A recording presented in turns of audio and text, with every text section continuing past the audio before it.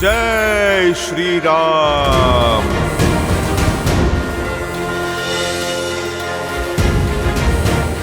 प्रभु की भक्ति ही हमें यहां तक लाई है, तो आगे का मार्ग भी हमें प्रभु की भक्ति ही दिखाएगी।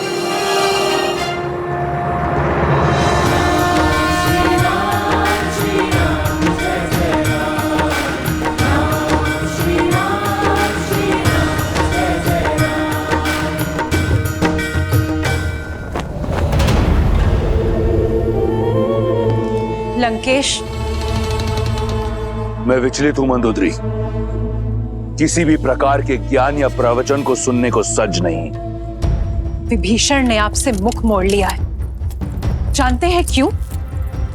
क्योंकि आपकी अतिथि सीता ने उनका हृदय परिवर्तित किया है, उन्हें धर्म का मार्ग दिखाया है। यदि आप अब भी ना संभले तो एक दिन संपूर्ण लंका आपसे विमुख हो जाएगी। अभी भी समय है, सीता लौटा दीजिए, अन्यथा कोई ऐसा अनर्थ हो जाएगा और आप कुछ नहीं कर पाएंगे।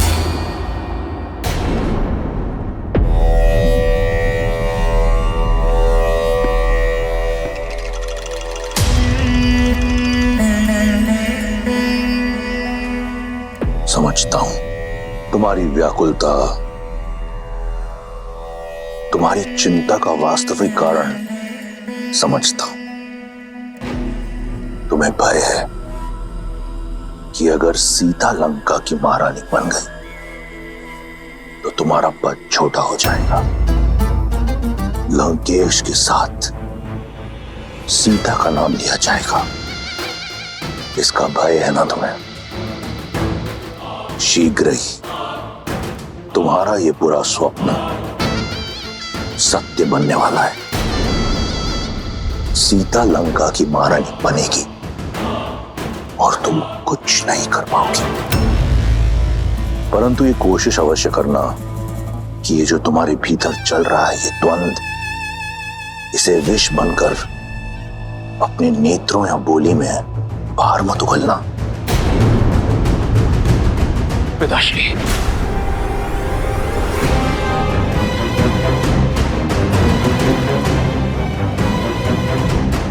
तो अब मेरे पुत्र को भी मुझ पर संदेह होने लगा।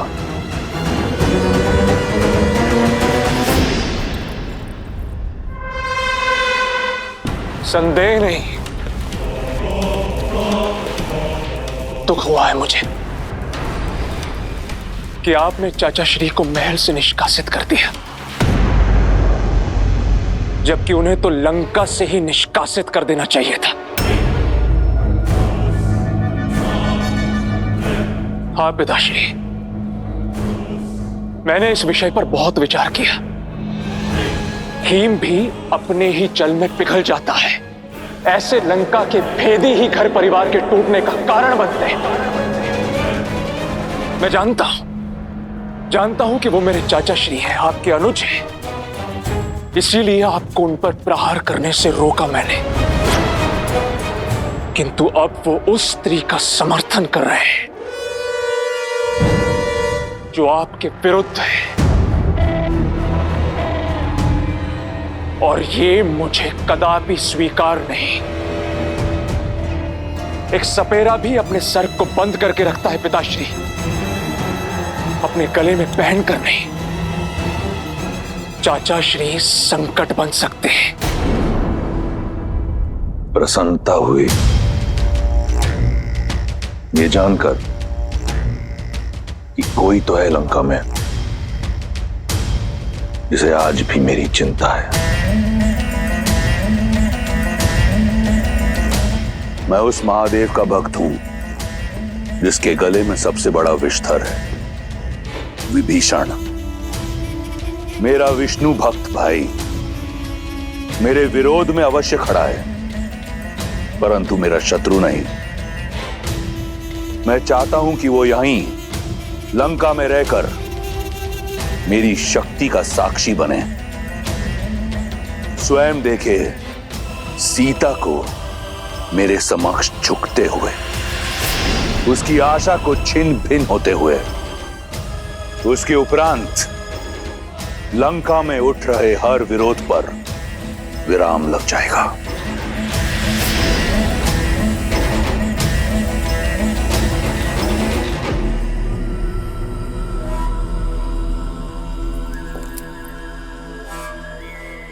अब वो देख लेते हैं पिताश्री,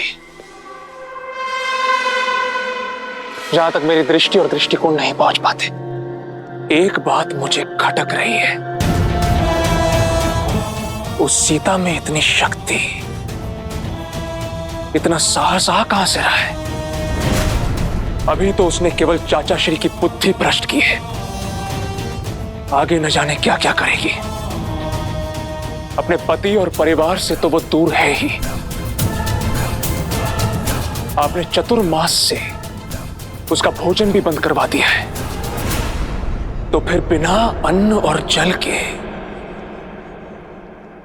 उसमें इतनी ऊर्जा कहां से रही है?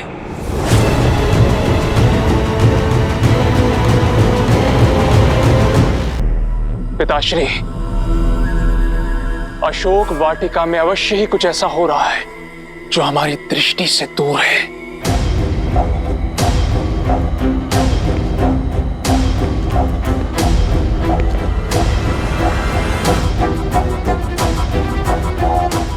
तुम्हारी दृष्टि उस ओर गई जिस ओर मैंने विचार नहीं किया था। सही कहा तुमने, कुछ तो अवश्य है जो अशोक वाटिका में हम जानते नहीं। तो पता लगाना होगा पिताश्री। इस कार्य के लिए कोई है तुम्हारी दृष्टि में? मेरा अनुज अक्षय कुमार।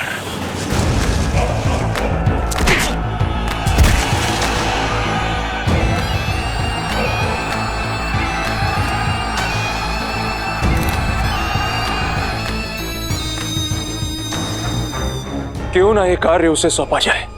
सही कहा तुमने, इस कार्य के लिए मेरा प्रिय अक्षय कुमार उचित रहेगा।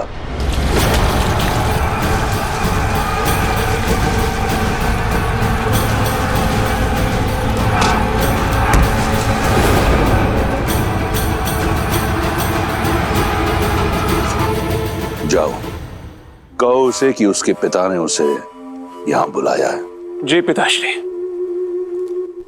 रुको मेघनाथ, मैं भी चलूंगा तुम्हारे साथ।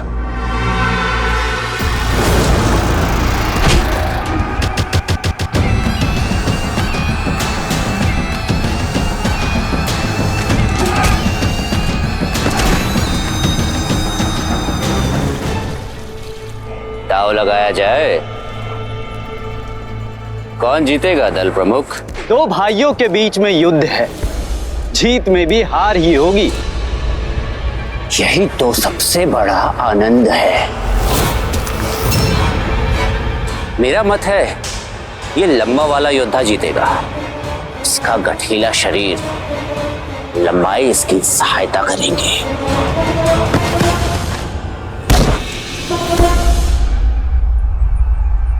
मुझे लगता है छोटा वाला जीतेगा, उसकी चपलता उसे बलि बनाती है।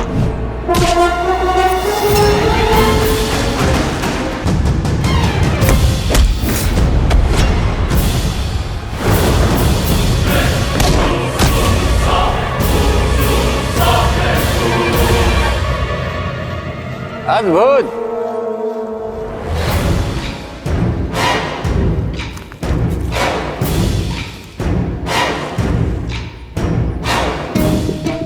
तुम पुरस्कार के योग्य हो, किंतु तुम्हारे कारण मैं दांव हार गया।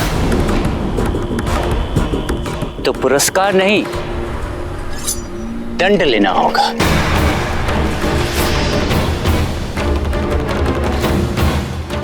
अंत कर दो अपने भाई का।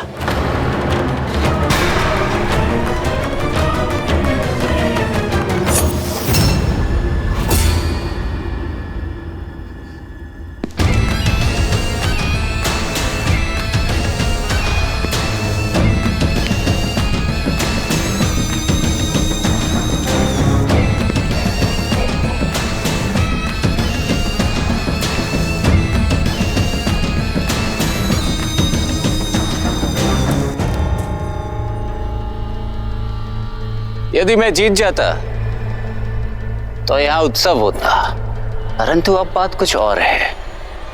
मार डालो अपने भाई को,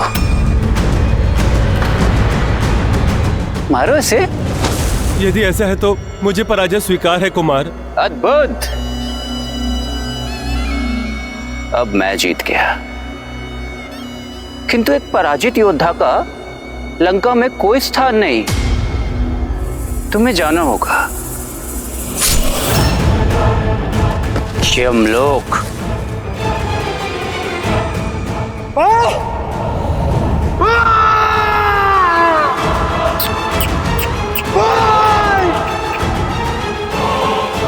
जीत कर भी पराजित हो गया। सावधान, लंकापति और युवराज पधार रहे हैं।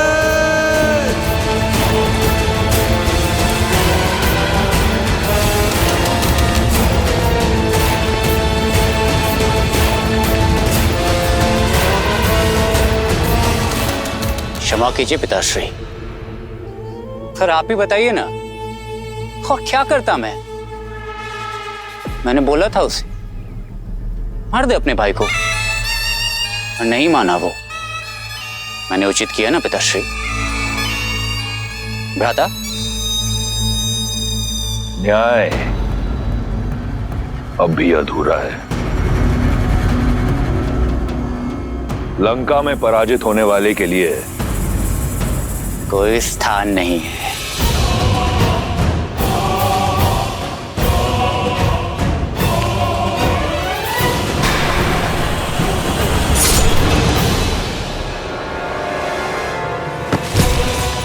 ये हुई ना लंकेश के पुत्र वाली बात।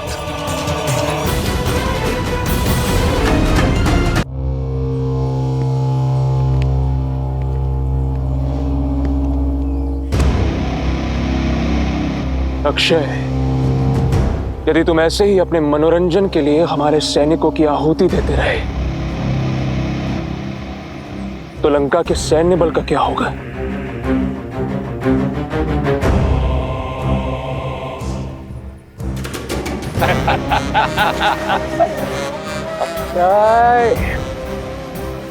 मेरे अनुज, आपके और मेरे होते हुए किसी और की आवश्यकता ही क्या है भैया?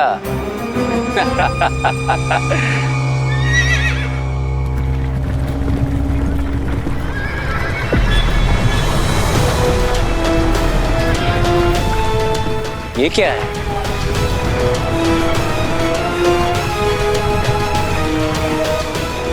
कितना सुंदर! ऐसा दिव्य रथ किसका है भैया? तुम्हारा, पिताश्री की ओर से।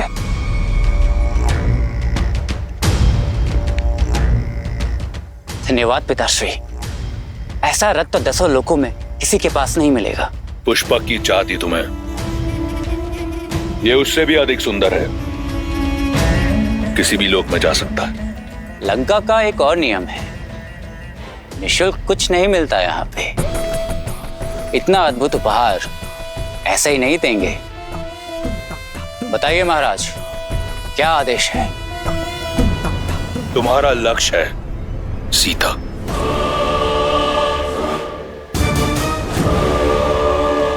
कहने की आवश्यकता नहीं है पिताश्री, जानता हूं आप क्या कहना चाहते हैं। पता लगाओ, बिना किसी आहार के सीता इतनी स्थिर कैसे है? कौन है जो लंकेश की दृष्टि से बचकर लंका की शत्रु की सहायता कर रहा है?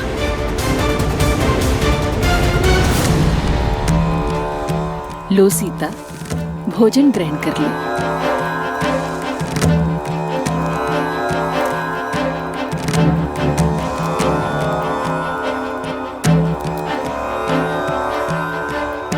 ये सब करके तो बड़ा आनंद आएगा, किंतु इस समस्या का समाधान कई जीवन ले लेगा।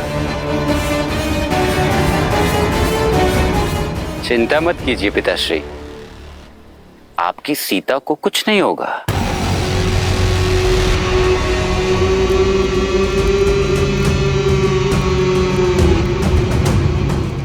धन्यवाद त्रिजना।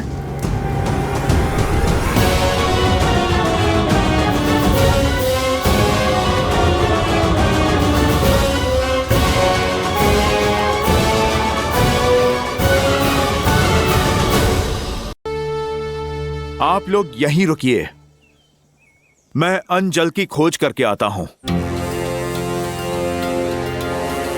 जय श्री राम। जय महावीर हनुमान, जय जय पवन पुत्र हनुमान।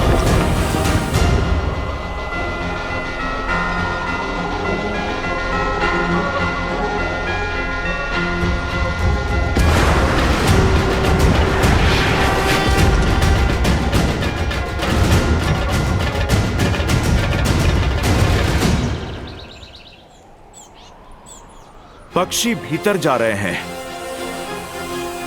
अर्थात गुफा में जल अवश्य होगा। जय श्री राम। श्री रामचंद्र कृपालु भजु मन हरण भव भय दारुणम। नव कंज लोचन कंज मुख कर कंज पद कंजारुणम।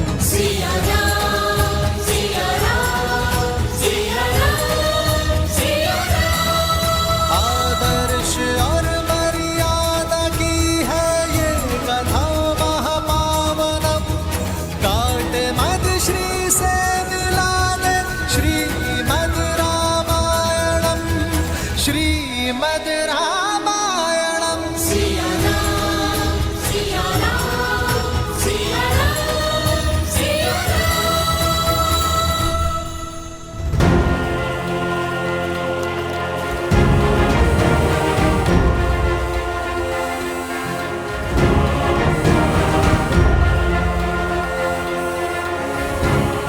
हनुमान जी, ये गुफा की शांति शंकित कर रही है। हम अनजाने क्षेत्र में हैं, कहीं कोई माया हुई तो? नल, नील, सफलता साहसियों को ही मिलती है। आगे बढ़ो।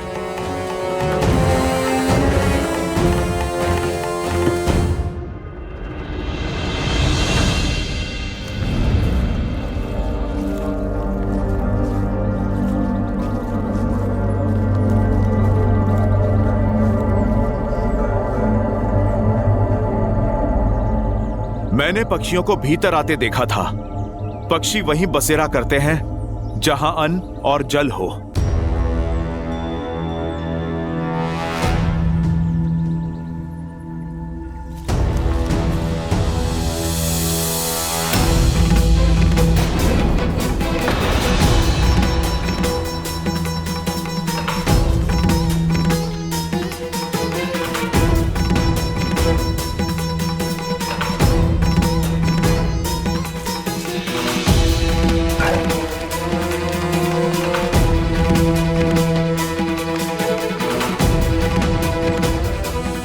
नील,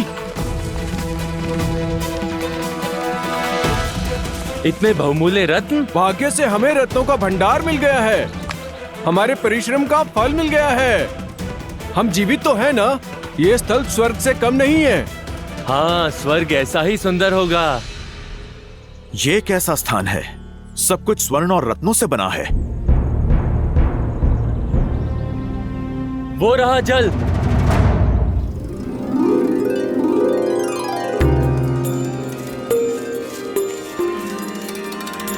ये अवश्य किष्किंधा गुफा ही है। पौराणिक कथाओं में इसके बारे में सुना था, किंतु ज्ञात नहीं था कि इसका अस्तित्व सत्य है। चल। हाँ?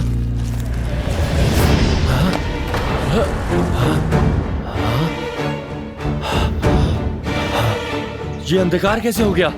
कहीं हम फंस तो नहीं गए? भागो! शांत हो जाओ। ये अवश्य ही कोई माया है। बाहर जाने का मार्ग ढूंढते हैं। सब एकत्रित हो जाओ ताकि कोई खो ना जाए।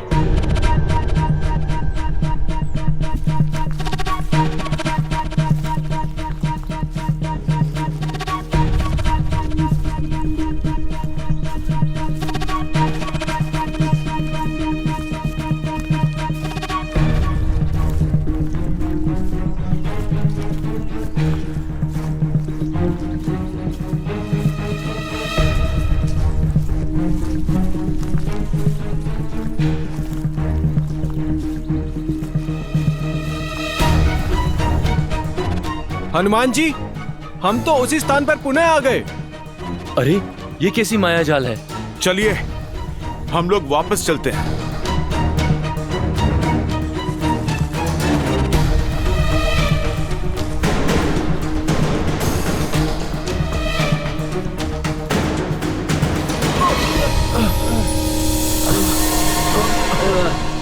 हनुमान जी, कैसी रोशनी है ये?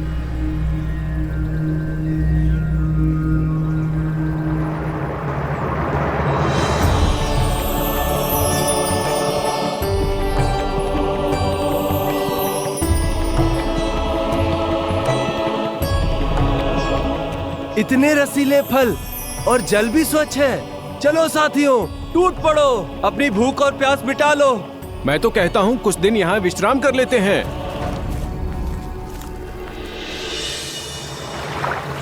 सावधान, इस गुफा का नियम है, यदि किसी ने यहाँ से कुछ खाया या जल पिया तो वो यहाँ से बाहर नहीं जा पाएगा। जल मत ग्रहण करो। आप लोग घबराओ नहीं। जिसके साथ प्रभु श्री राम हो उसको कैसा भय। हमें शीघ्र ही यहाँ से बाहर निकलना होगा। परंतु कैसे? जो भी मार्ग लेते हैं लौटकर यहीं आ जाते हैं। सही मार्ग कौन सा है? यहाँ से बाहर जाना असंभव है। प्रभु श्री राम कहते हैं, सत्य में हर असंभव कार्य को संभव करने की शक्ति होती है। देवी, हम नहीं जानते कि आप कौन हैं, ये कैसी माया है, परंतु हम आपको अपना सत्य बताते हैं। हमें आशा है कि फिर आप भी हमें अपना सत्य अवश्य बताएंगी। हम यहाँ चोरी या लूट की आशा से नहीं, अन्न और जल की आस से आए हैं देवी। हम तो प्रभु श्री राम के भक्त हैं, जो उनकी पत्नी माता सीता को खोजने निकले हैं, जिन्हें रावण ने बलपूर्वक बंदी बना लिया है। देवी, हम माता सीता को खोजने से पहले रुक नहीं सकते और बिना उन्हें पाए हम लौट के जा नहीं सकते देवी।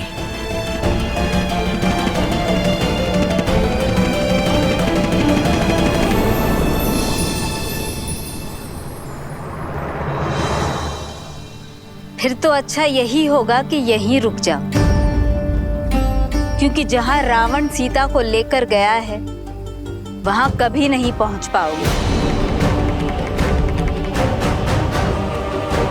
जब घर लौट नहीं सकते तो भूखे क्यों मर रहे?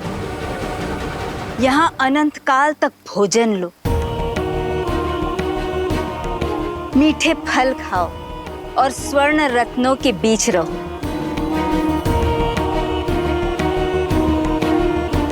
सारी सुविधाएं हैं यहाँ। क्यों किसी और के लिए अपने प्राण और जीवन पर संकट लाते हो? सब प्यास से तड़प रहे हैं, जल पी लो।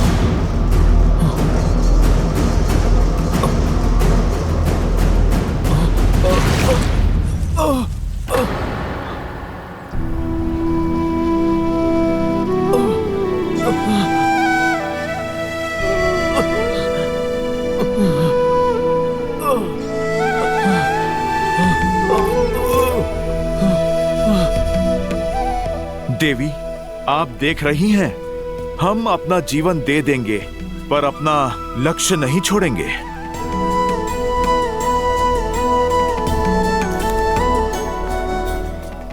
माता, यदि जीवन पाने के बदले अपना लक्ष्य त्यागना है तो वो हमें स्वीकार नहीं। हम प्रभु श्री राम के काज में भले भूखे प्यासे मर जाए पर हम वहां नहीं रुकेंगे जहां लक्ष्य में बाधा हो। एक वानर में इतना निश्चय?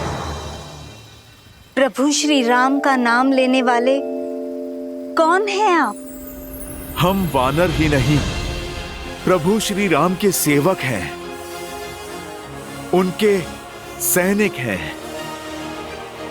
मैं दशरथ नंदन प्रभु श्री राम का दास हूं और ये महाराज सुग्रीव की सेना है। अद्भुत। जिसमें इतना निश्चय हो उन्हें विजय पाने से कौन रोक सकता है? आइए, निसंकोच होकर अन्न और जल लीजिए।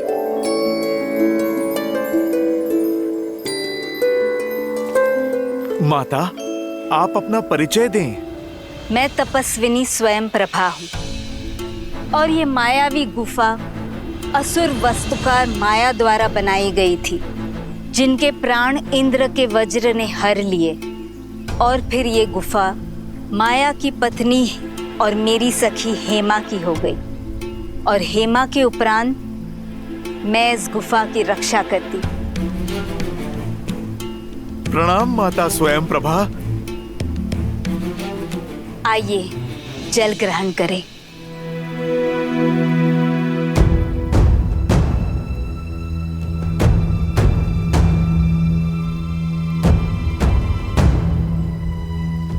घबराइए मत, आप सब धर्म के पथ पर निकले हैं। आपकी सहायता करना तो मेरा सौभाग्य है। निसंकोच होकर जल ग्रहण कीजिए।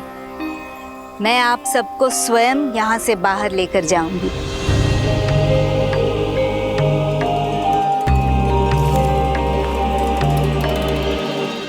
देवी, फल भी?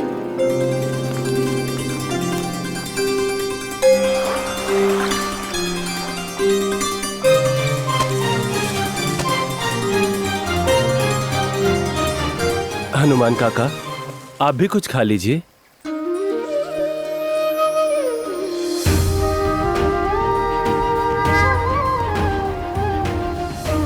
अंगद, माता सीता को खोजे बिना जल की एक बूंद भी मेरे गले से नहीं उतरेगी।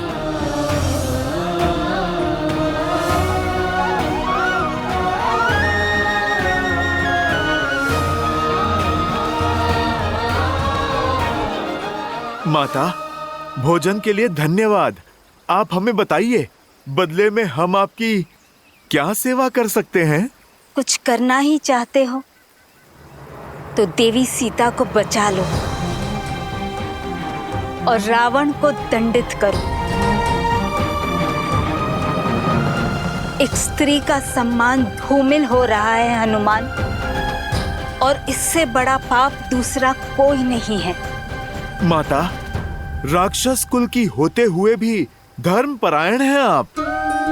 आप तो मेरी माता समान पूजनीय हैं। परंतु माता, रावण को दंडित करने का अधिकार तो प्रभु श्री राम को है। हमें तो बस अपना कर्तव्य करना है माता। आप बस हमें कृपा करके इस गुफा से बाहर जाने का मार्ग बताइए माता। इस शुभ उद्देश्य में मुझे भी सहायक होने दीजिए। तुम्हें तुम्हारे गंतव्य रावण की लंका के निकटतम बिंदु तक ले चलती हूँ, किंतु आगे का मार्ग सुगम नहीं होगा। प्रभु श्री राम की भक्ति हमें वैसे ही मार्ग दिखाएगी जैसे आज दिखाया है। अति उत्तम।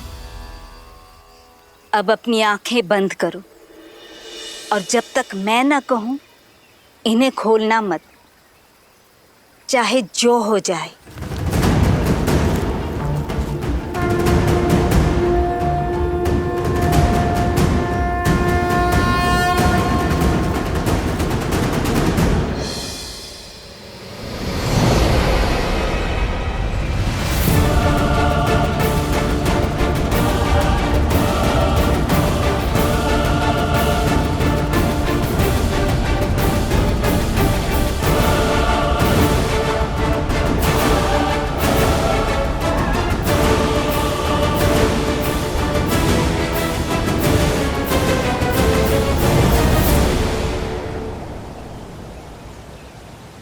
आंखें खोलो।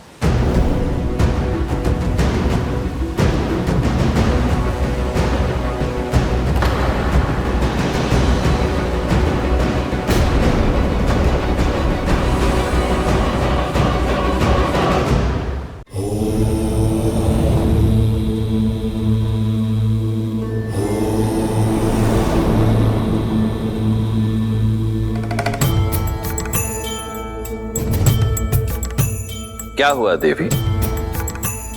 आपके मुख पर चिंता के भाव? इस कथा में तपस्वी स्वयं प्रभा का क्या महत्व है और बहुमूल्य रत्नों से सजी उस मायावी गुफा का क्या औचित्य है? औचित्य है देवी, कर्तव्य के पथ पर संकट के साथ साथ लोभ भी आता है।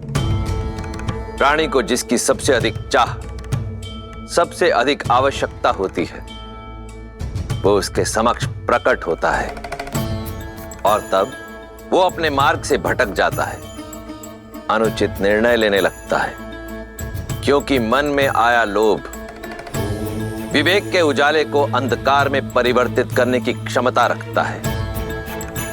किंतु समय रहते जो इस लोभ को त्याग दे, वो सदा सर्वदा के लिए तर जाता है। हनुमान और अन्य वानरों ने यही किया, इसीलिए तो श्री राम ने उन्हें अपना सहायक बनाया, क्योंकि वानरों की भक्ति और उनकी मित्रता का गुण तो देवताओं में भी नहीं है। वानर अपने पथ से कभी भटकते नहीं हैं।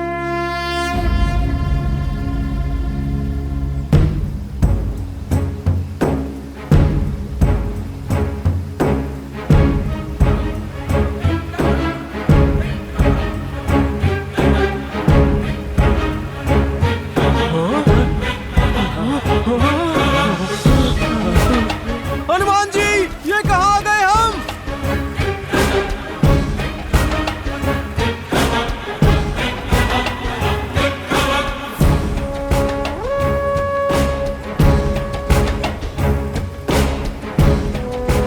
माता, यहाँ दूर दूर तक तो केवल जल ही जल है। माता, सीता कहाँ है? रावण का राज्य कहाँ है माता? रावण का राज्य, उसका नगर लंका इस महासमुद्र के पार है हनुमान।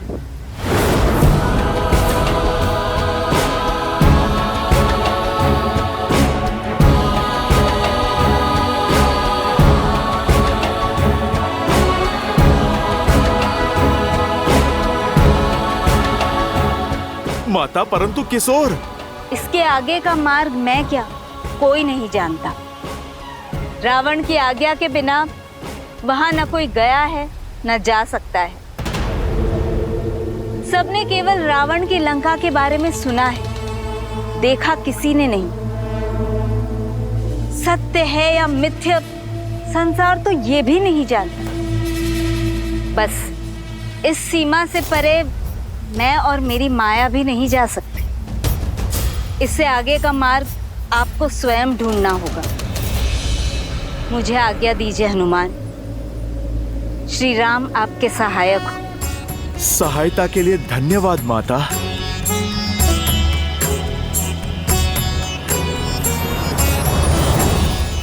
हनुमान जी, लंका के निकट तो पहुंच गए हम, किंतु लंका तक कैसे पहुंचेंगे?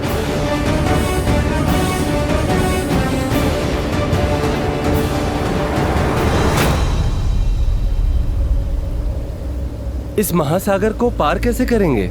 श्री राम को दिया हुआ वचन कैसे निभाएंगे? विश्वास रखो,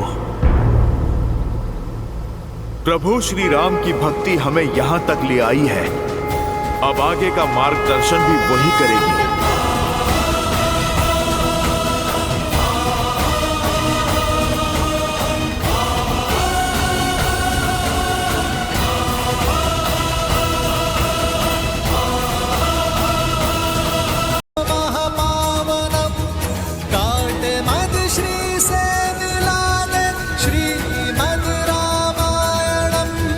श्रीमद् रामायणम्। सिया राम, सिया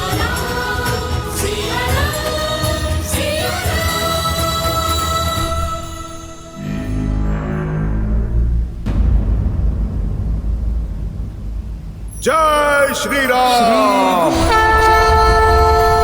सरोज रज निज मनु मुकुरु सुधारी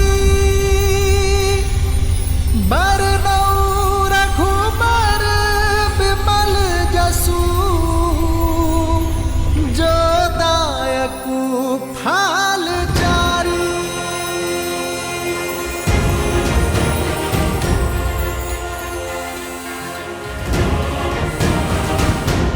कुछ दिखाई दिया हनुमान जी? क्या लंका है उस ओर? नहीं। तो अपना आकार और बढ़ाइए ना। जय श्री राम। जय जय महाबली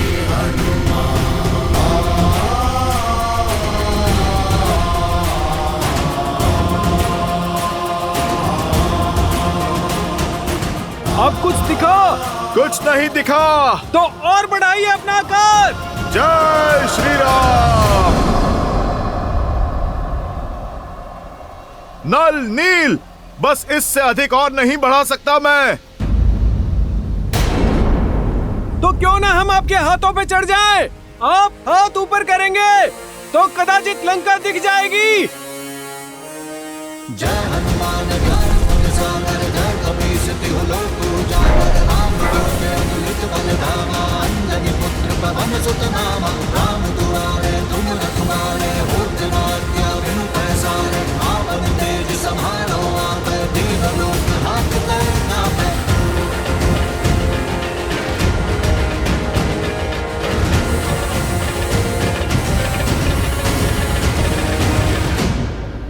कुछ दिखा? कुछ नहीं दिख रहा हनुमान जी। चारों ओर सागर ही सागर है, कुछ दिखाई नहीं दे रहा।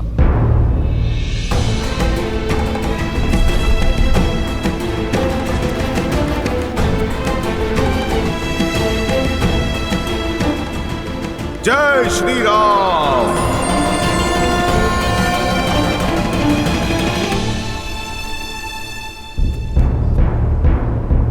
लगता है फंस गए हम। यहीं पड़े पड़े मृत्यु को प्राप्त हो जाएंगे हम।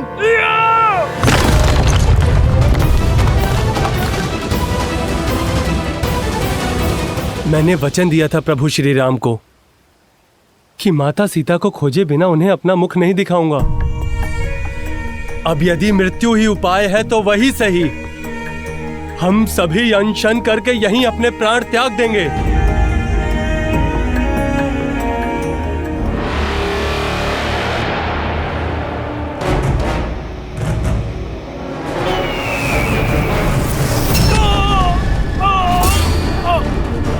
नल, हनुमान जी रक्षा करिए।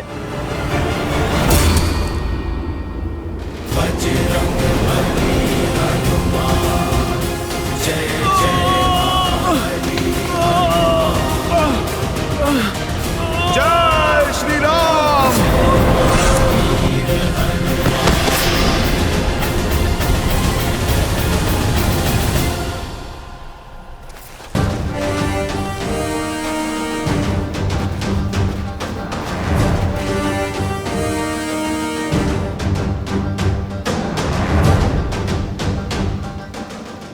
दया आती है मुझे तुम पर, तुम्हारे इस निर्णय क्षमता पर। अरे तुम पे तो प्रहार करना भी हमारी वीरता पे कलंक है। दुष्ट गिद्ध हूं मैं और असहाय, मरे हुए जीवों को खाता हूं। तुम तो स्वयं प्राण त्यागने को सज्ज हो, तो क्यों ना मेरे भोजन बनो। जाते जाते उपकार होगा। कितनी लज्जा की बात है, गरुड़ की महान वंशावली को तुम कलंकित कर रहे हो। एक पक्षीराज जटायु थे जो हमारे प्रभु श्री राम की अर्धांगिनी माता सीता की रक्षा हेतु अंतिम सांस तक लड़े। धर्म की रक्षा करते करते उन्होंने प्रभु श्री राम की गोद में अपने प्राण त्याग दिए। और एक तुम हो अधर्मी नरभक्षी! क्या जटायु? हाँ, शरीर तो उनका तुम्हारे जैसा ही था, परंतु आत्मा हरि में मिल गई।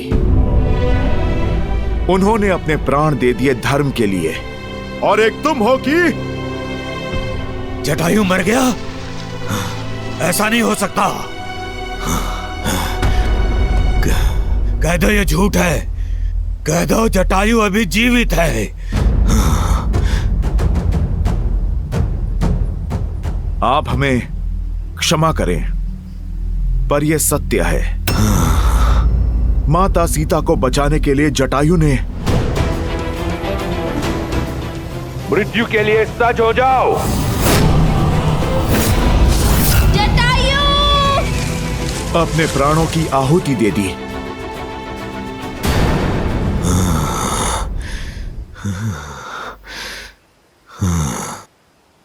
क्या हुआ? तुम ठीक तो हो ना? तुम कैसे जानते हो जटायु को? क्या मुझे जल तक लेकर जा सकते हो, ताकि मैं जटायु का तर्पण कर सकूं?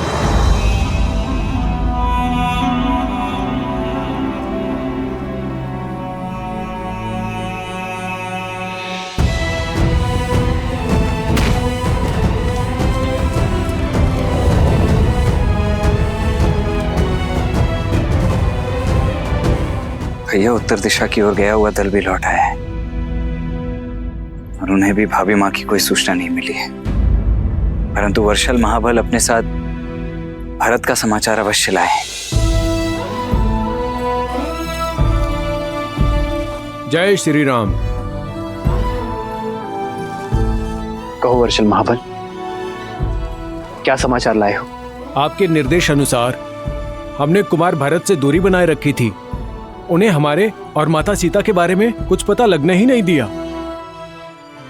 अयोध्या में सुखी है ना मेरा भाई? कुमार भरत अयोध्या में नहीं है।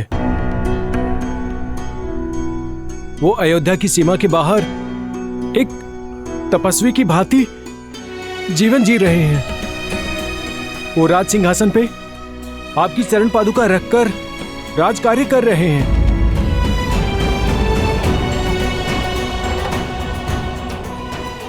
वो आप ही की तरह वनवासी जीवन जी रहे हैं। ऐसा ही है मेरा भरत। समर्पण का पर्याय है प्रेम की मूर्त। बड़ी अधीरता से वो आपके लौटने के दिन गिन रहे हैं प्रभु। आपके आदेश का पालन कर रहा हूं भैया, किंतु स्मरण रहे केवल 14 वर्ष।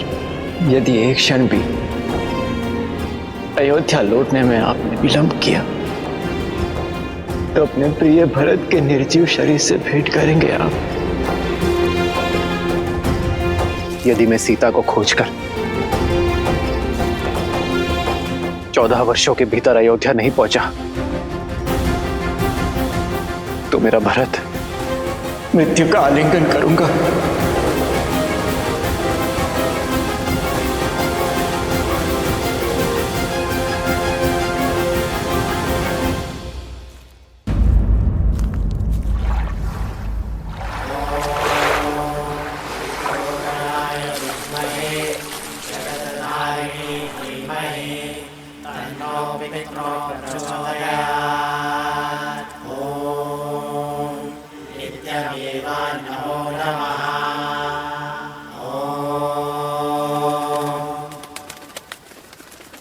मुझे प्राणों से भी प्रिय था मेरा छोटा भाई, मेरा जटायु।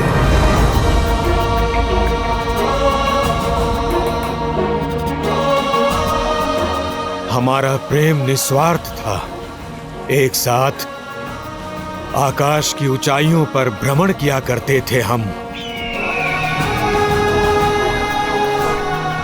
अनजानी ऊंचाइयों तक जाने और अगम स्थानों की खोज करने का बहुत चाव था हमें। सूरज तक पहुंचने की स्पर्धा में जटायु आगे निकल चुका था और सूरज के तेज से जटायु के पंख जलने लगे। अपने भाई को बचाने के लिए मैंने अपनी सारी ऊर्जा लगा दी। उसके पास गया, अपने पंखों से उसे छाया दी। इसी कारण मेरे पंख जल गए और मैं नीचे गिर गया। हम दोनों भाई बिछड़ गए। मेरे भाई जटायु ने मुझे खोजने का प्रयास किया होगा, किंतु भाग्य का खेल देखिए, मैं यहाँ इस महासागर में आ गिरा।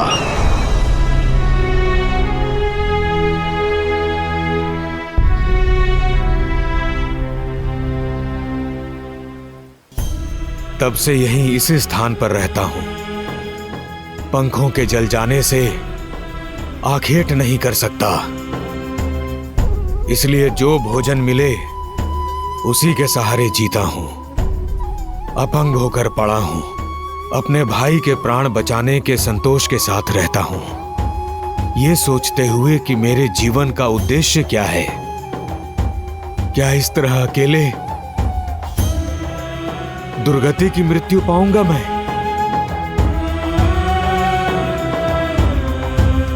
फिर एक दिन ऋषि निष्करा यहां से निकले। उन्होंने मुझे अपने जले हुए पंखों पर विलाप नहीं, प्रतीक्षा करने को कहा है।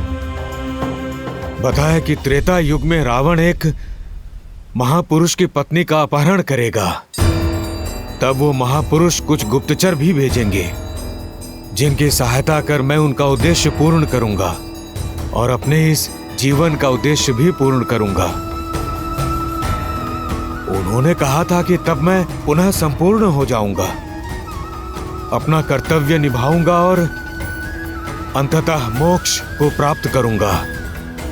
हनुमान, मुझे विश्वास है कि तभी श्री राम जी की ही बात की थी ऋषि निष्करा ने, और उनके गुप्तचर यानी कि आप सब। बताओ किस प्रकार मैं श्री राम की सहायता कर सकता हूं? ऋषि निष्करा की कही बात मुझे कभी समझ में नहीं आई। आप ही बताइए ना, संपूर्ण कैसे हो सकता हूं? हे पक्षीराज, आपका कथन उचित है। हम माता सीता की खोज करने ही निकले हैं, जिन्हें रावण अपने पुष्पक विमान में ले गया था।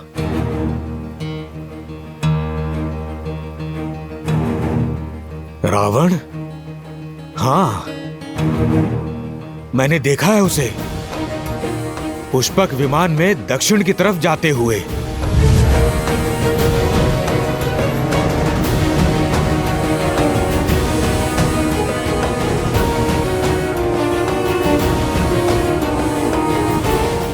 रावण उन्हें महासागर के पार ले गया था।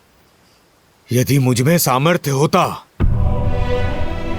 तो मैं आपकी सहायता अवश्य करता। सागर लांघ कर मैं ढूंढ लाता माता सीता को, किंतु मैं तो उड़ ही नहीं सकता। संपूर्ण होने का अर्थ कदाचित यही है पक्षीराज, कि आप एक बार पुनः अपने इन पंखों का उपयोग कर पाएंगे। मेरे प्रभु श्री राम का बल निर्बल को भी सबल बना देता है। वो दीनों के नाथ हैं, निराश का विश्वास है।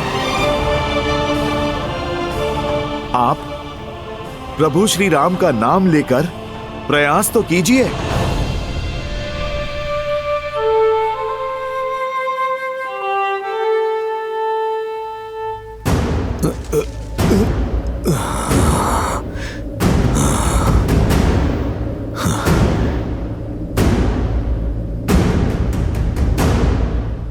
जय श्री राम, जय श्री राम, जय श्री राम, जय श्री राम।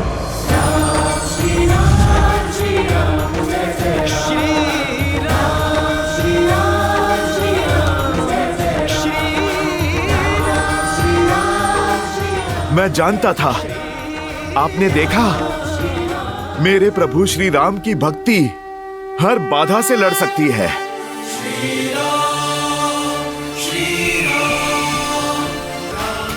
जय श्री राम, जय श्री राम। पक्षीराज, आपकी दृष्टि बहुत तीव्र है। अपनी तीव्र दृष्टि से महासागर के पार माता सीता को खोजिए। बलकर वस्त्रों में सत्य और सतीत्व के तेज से युक्त दिखेंगी आपको।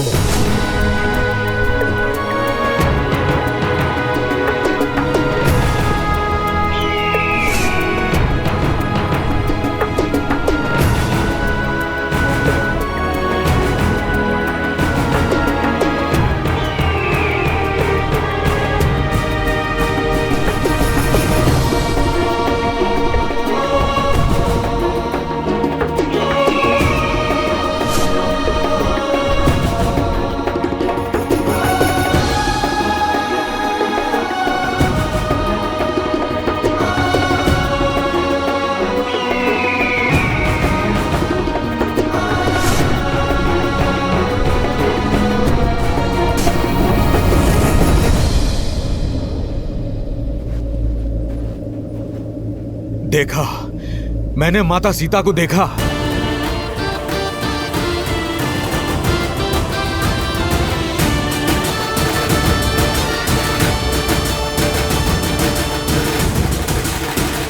मैंने उन्हें एक वृक्ष के नीचे तपस्विनी के भेष में देखा।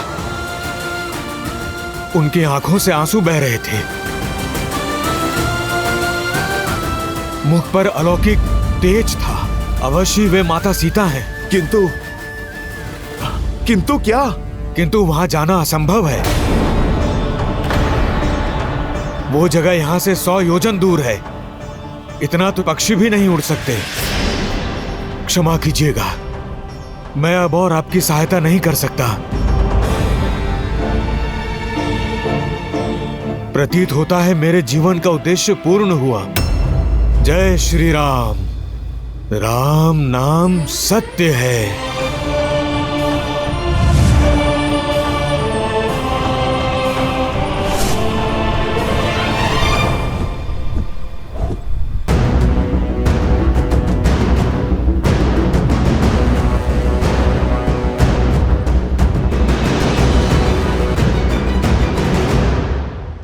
संपाति ने मार्ग तो बता दिया, किंतु स्वयं प्रभा की भ्रांति, एक असंभव दृश्य सामने रख दिया है। जो सागर रावण भी पुष्पक विमान से पार करता है, उसे छलांग लगाकर कौन पार करेगा? राम के काम कौन करेगा? सीता को आशा कौन देगा? यदि 14 वर्ष के समाप्ति तक राम अयोध्या नहीं पहुंचे, तो भरत अपने प्राण त्याग देंगे। देवी, जिन श्री राम का नाम लेने से ही प्राणी जन्म और मृत्यु के भव सागर को पार कर जाता है, उनके परम भक्त को ये 100 योजन का समुद्र भला क्या रोकेगा? ऐसा कौन सा भक्त है श्री राम का जो 100 योजन पार कर लेगा? वो जिसका जन्म ही हुआ है श्री राम के काज संवारने के लिए, वो जो संकट मोचक है, वो जो असंभव को संभव में परिवर्तित करते, मेरा ही अंशावतार हनुमान। किंतु देखिए हनुमान को, संशय से भरे मौन खड़े हैं आपके अंशावतार। कमी बल की नहीं, बोध की है। हम सबके भीतर शक्ति का एक स्रोत होता है, बस हमें ही उसका आभास नहीं होता। हनुमान की शक्ति असीमित है, परंतु उनका बोध गौण है। आवश्यकता है उनके बोध को जागृत करने की, उन्हें उनकी शक्तियों की पुनः स्मृति दिलाने की। एक बार ये हो जाए देवी, फिर देखिए, ये 100 योजन का समुद्र तो क्या, 100 ब्रह्मांड भी पार कर जाएगा ये राम भक्त।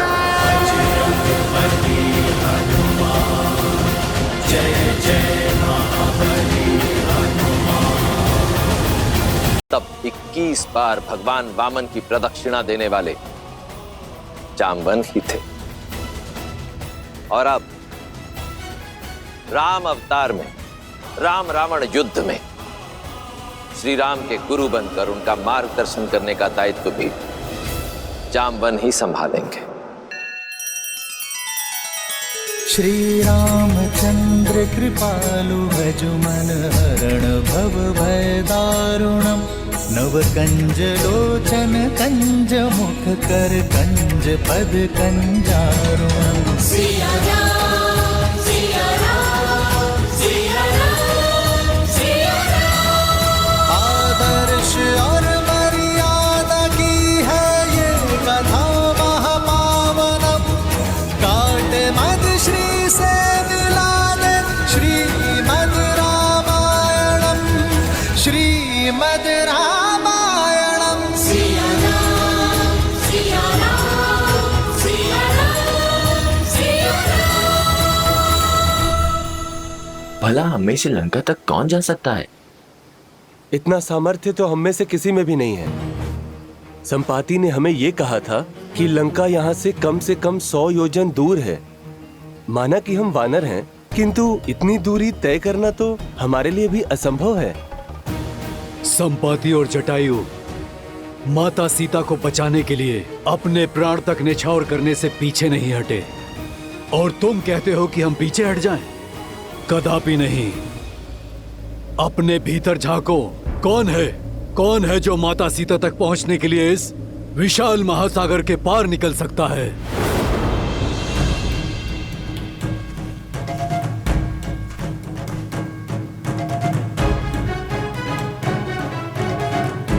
जामुन जी, मैं 20 योजन तक छलांग मार सकता हूँ। मैं 40 योजन। युवा अवस्था में मैं इतनी दूरी पार कर सकता था, किंतु अब शरीर में उतना बल नहीं।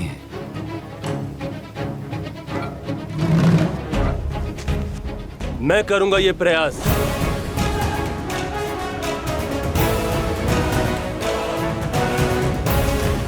तुम्हारे सामर्थ्य पर संदेह नहीं है अंगद। मुझे ज्ञान है कि तुम वहां तक पहुंच तो जाओगे, परंतु वहां से लौटने की शक्ति शेष नहीं बचेगी, और फिर तुम युवराज हो। तुम्हारी रक्षा हमारे लिए आवश्यक है, और तुम्हारा यहाँ सेना के साथ रहना भी आवश्यक है।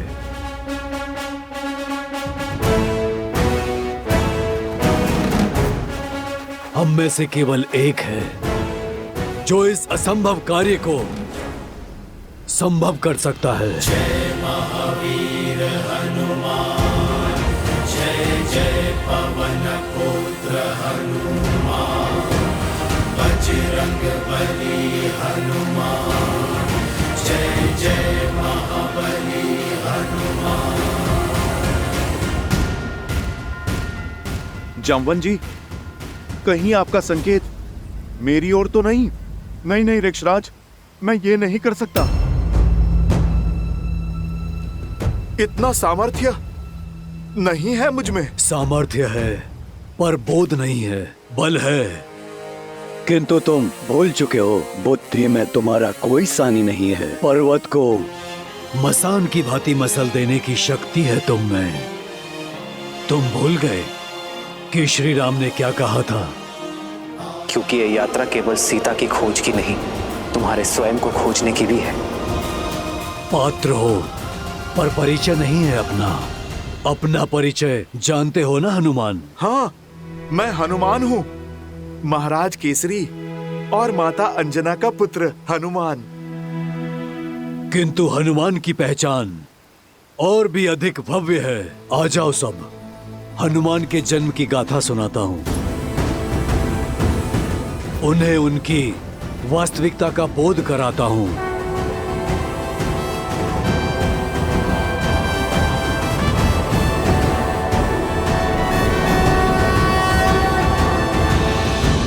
ईश्वर ने सब कुछ दे दिया, बस एक संतान नहीं दी। कोई नहीं जो हमें श्रद्धांजलि दे सके हमारे जाने के बाद। आपकी पीड़ा मुझे भी बहुत कष्ट देती है वानरराज। भीतर ही भीतर इस वेदना से जलती हूँ। वानरराज केसरी को एक वंशज तक ना दे पाई। लेकिन ऐसा कोई नहीं है जो मेरा आंचल पकड़ के मुझसे हट करे। जिसे मैं लोरियां सुनाकर सुलाऊं। मुझे लगता है अब केवल महादेव ही हमारा कष्ट हर सकते हैं।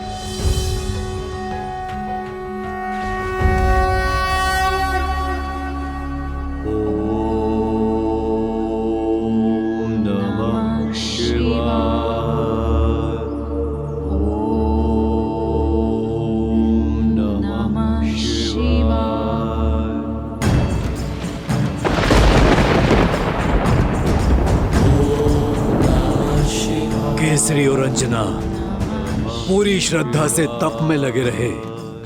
पूरे 12 वर्षों तक उन्होंने कठिन प्रार्थना की, आस का आंचल नहीं छोड़ा और उनकी दृढ़ता ने महादेव को प्रसन्न कर दिया। वायुदेव, कृपया प्रकट हो।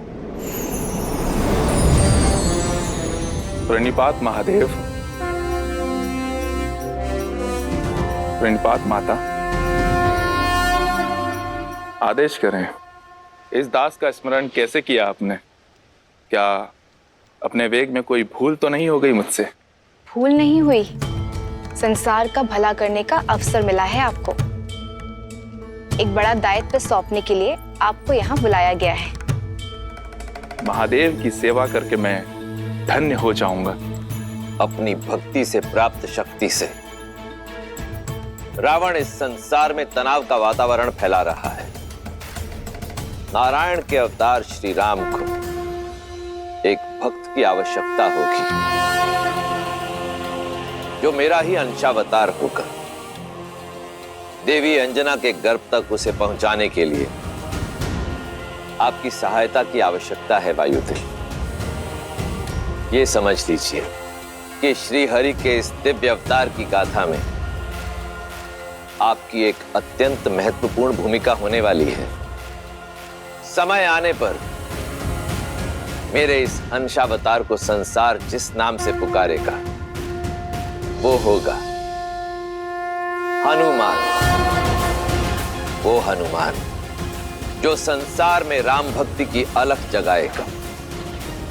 वो हनुमान जो इस संसार को सच्ची भक्ति का अर्थ समझाएगा, जो भक्त और भगवान के संबंध को एक नई ऊंचाई तक ले जाएगा, जो राम रावण युद्ध में श्री राम का प्रमुख सहायक बनेगा और देवी सीता की मुक्ति का मार्ग बनेगा।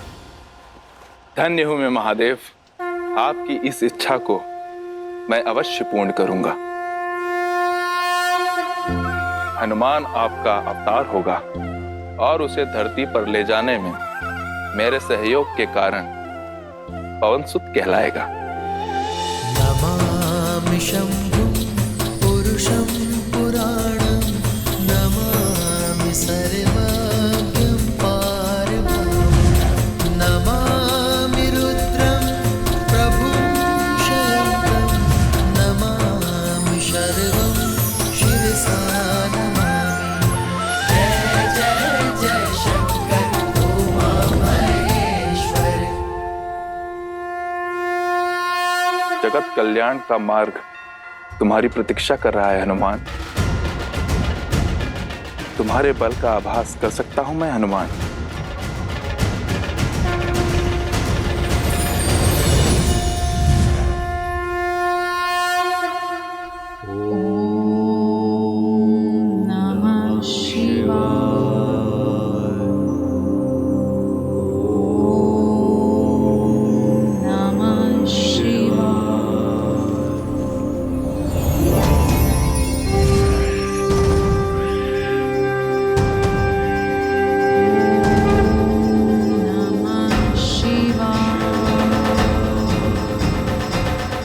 रख सकता तो सदा सर्वदा तुम्हें अपने साथ ही रख लेता, किंतु महादेव का आदेश अडिग है, पास नहीं रहेगा, किंतु तुम्हारा पिता सदा तुम्हारे साथ रहेगा।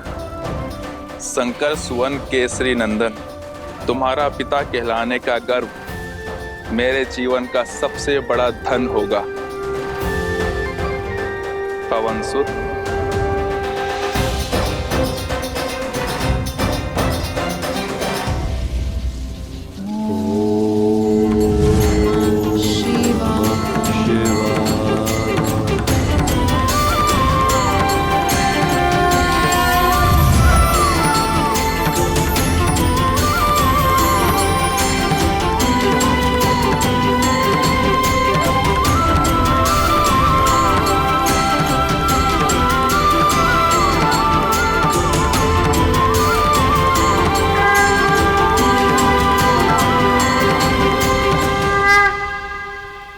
तो मेरा जन्म महादेव की इच्छा से हुआ। जामवंत जी, मैं महादेव का अंश हूं। अंजनेय होने के साथ साथ पवन सुत भी हूं मैं, और मेरा जन्म प्रभु श्री राम की सेवा के लिए हुआ। इसीलिए सदा मुझे प्रभु श्री राम की प्रतीक्षा रहती थी।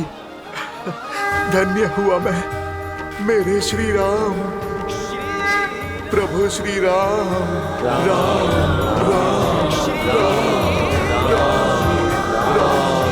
राम राम।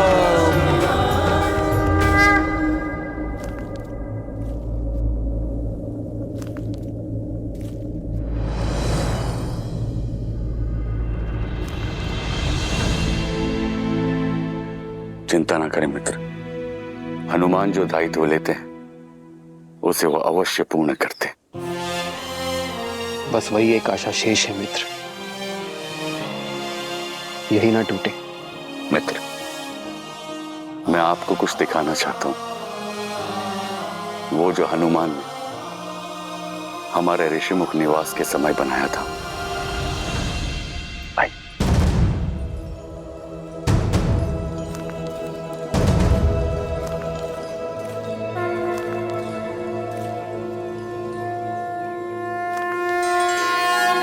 मेरी मूर्ति यह हनुमान ने बनाई है मेरे लिए? हाँ, बिना आपको देखे आपके लिए हनुमान की भक्ति और समर्पण, उसकी कोई सीमा नहीं। अपने हृदय में उभरती छवि को वर्षों तक हर दिन अथक प्रयास से गढ़ा है उसने। भैया,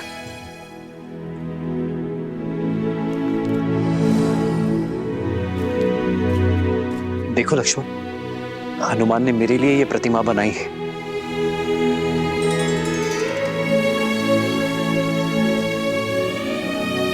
धन्य हुआ मैं लक्ष्मण कि मेरा सहयोगी इतना स्नेह करता है मुझसे, जिसका मुझ में इतना विश्वास हो कि बिना मुझसे भेंट की, बिना मुझे देखे समर्पण से इतनी बड़ी प्रतिमा बना डाली। वो मुझे कभी निराश नहीं करेगा लक्ष्मण। उसके विश्वास ने मुझे नई आस दी है लक्ष्मण। हनुमान अवश्य सीता को खोज कर लाएगा।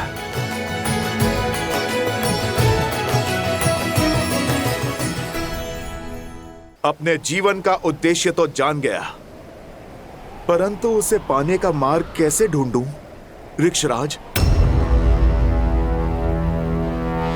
इस महासागर को लांघने का सामर्थ्य मैं कहां से लाऊं? सूर्य कभी नहीं पूछता कि अपने अंदर उजाला कहां से लाए। इस तुच्छ सागर को महासागर कह रहे हो तुम कदाचित भूल रहे हो, अपने बाल्यकाल में तुमने बहुत ऊंची छलांग लगाई थी। इतनी ऊंची छलांग कि ऐसे सहस्त्र समुद्रों की दूरी उसमें समा जाए। सहस्त्र योजनों की छलांग लगाई थी तुमने हनुमान। वो छलांग जिसने केसरी नंदन मारुति को हनुमान बनाया। हनुमान ज्ञान गुण सागर, जय कपीस तिहु लोक उजागर। अपने जन्म और उस असंभव छलांग की कथा सुनो हनुमान। अपना बल, सामर्थ्य और स्वयं का परिचय पा जाओगी।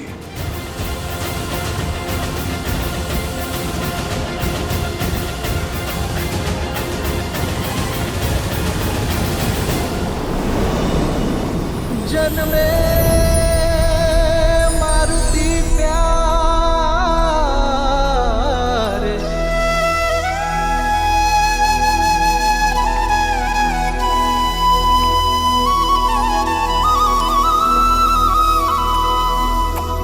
जन्मे मारुति प्यारे।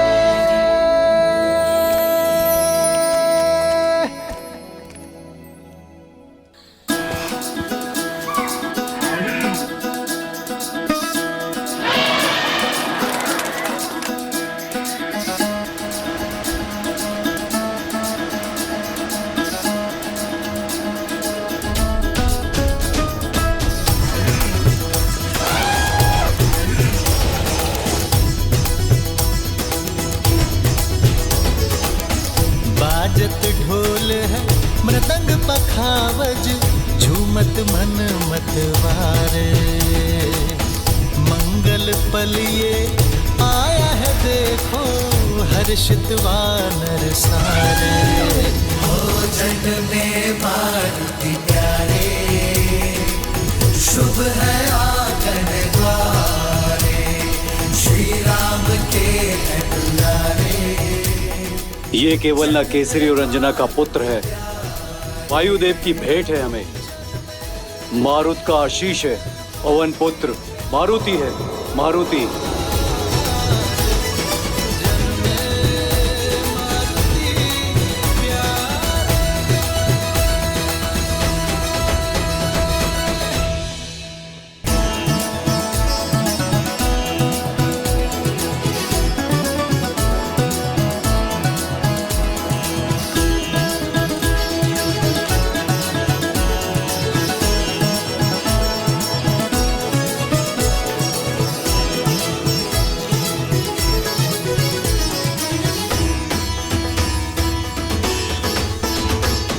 सूरज सा मुकदम के चंचल नटखट नैना, तू भगवान का रूप है तुझ सा भक्त कोई ना।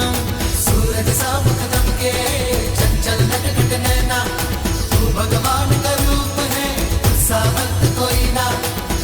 देखो तुझे सुर नर मुनि जन जाए वारे वारे। बाजत ढोल मृदंग पखावज झूमत मन मतवारे। मंगल पल आया है देखो जग में मारुति प्यारे। हो जग में मारुति प्यारे, शुभ है आंगन द्वारे, श्री राम के है दुलारे। जग में मारुति प्यारे।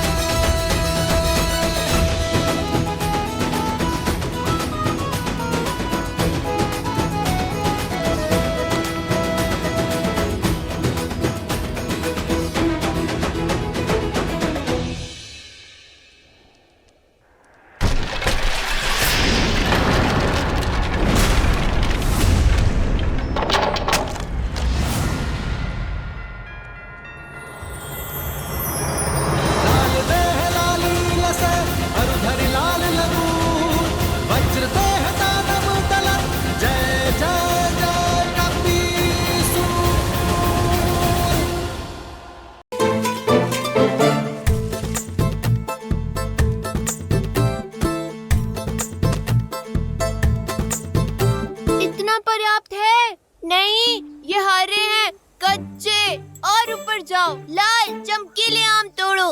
फल जितना बड़ा, जितना लाल, जितना चमकीला, उतना ही स्वादिष्ट और रसीला होता है।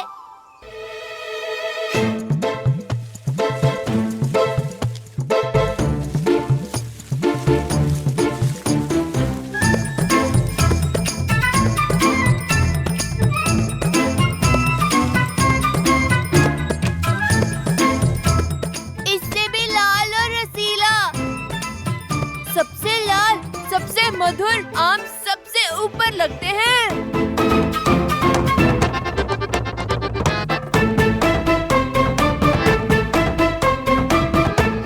जितना बड़ा, जितना लाल, जितना चमकीला, उतना ही रसीला।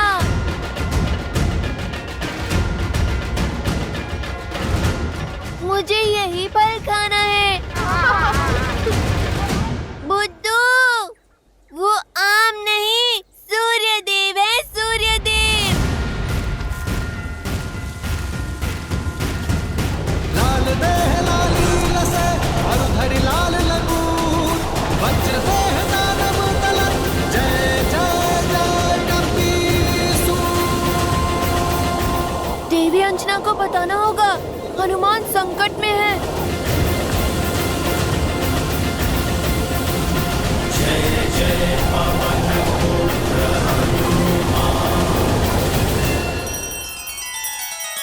श्री रामचंद्र कृपालु भजु मन हरण भव भय दारुणम नव कंज लोचन कंज मुख कर कंज पद कंजारुणम। सिया राम सिया राम सिया राम सिया राम। आदर्श और मर्यादा की है ये कथा महापावनम काट मद श्री से मिला दे श्रीमद रामायणम श्रीमद रामायणम। सिया राम सिया राम सिया राम सिया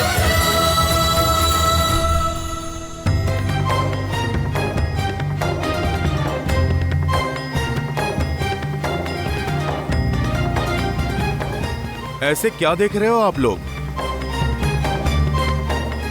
सच में हनुमान जी, आप सूर्य को फल समझ के खाने दौड़े।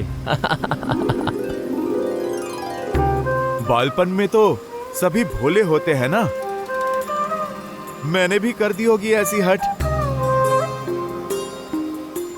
मुझे नन्हा नन्हा आभास तो हो रहा है उस क्षण का, किंतु मुझे सब कुछ स्मरण नहीं है। आज तो बहुत अच्छे पुष्प मिल गए बाग में, इसकी तो बहुत अच्छी माला बनेगी, है ना? देवी अंजना, देवी अंजना। क्या हुआ पुत्र? मारुति। अब क्या कर दिया मेरे नटखट ने? किसको पूछ से उठाकर फेंक दिया? किसका फल छीन के खा गया? वो मारुति सूर्य को फल समझकर खाने के लिए उड़ गया।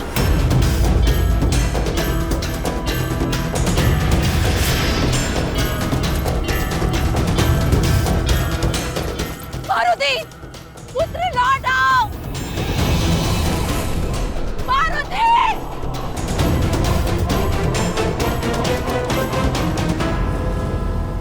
उस दिन ग्रहण अमावस्या थी।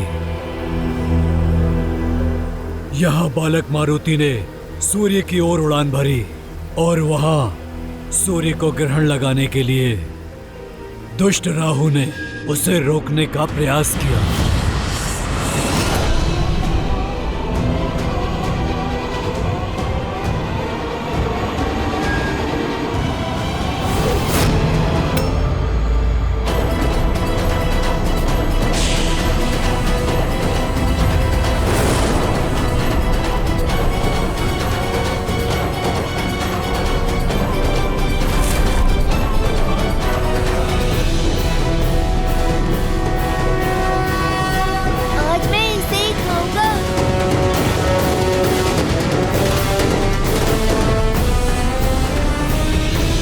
बालक, कहाँ जा रहे हो? उस फल को खाने। नहीं, सूर्य को खाने का अधिकार केवल मेरा है। माता तो कहती हैं प्रकृति में सबका समान अधिकार है। ये जो भी है मारुति के वेग को स्पर्श तक नहीं कर सकता। ये रसीला